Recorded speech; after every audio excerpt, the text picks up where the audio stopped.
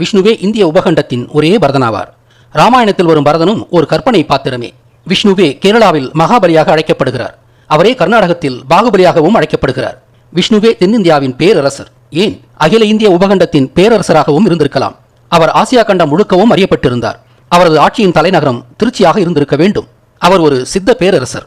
அவர் தனது விண்ணளாவிய ஞானத்தால் அனைத்து மக்களாலும் பேரரசராக ஏற்றுக்கொள்ளப்பட்டார்.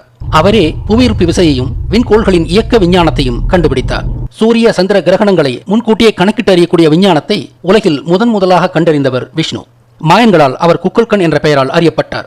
அவர் அறிந்த கோள்களின் இயக்க விஞ்ஞானத்தை உருவகப்படுத்தவே அவரது வலகை ஆட்காட்டி விரலில் சுழலும் சக்கரத்தோடு காட்சிப்படுத்தப்படுகிறார். அதனாலேயே அவருக்கு சக்கரபரதன் என்ற பட்டப்பெயர் உருவாகி அதுவே சக்கரபரதன், சக்கரவரதன், சக்கரவர்த்தி என்றாகியது. விஷ்ணு ஒரு பேரரசர் என்பதாலும் அவருக்கு சக்கரவர்த்தி என்ற பெயர் இருந்ததாலும் பிற்காலத்தில் வந்த பேரரசர்களும் விஷ்ணுவை பின்பற்றி சக்கரவர்த்தி என்றே அழைக்கப்பட்டனர். விஷ்ணுவின் காலம் 3000 வருடங்களுக்கு முன்பு. விஷ்ணுவின் காலத்திற்கு பிறகுதான் இந்தியாவில் பரம்பரை ஆட்சி உருவாகியது.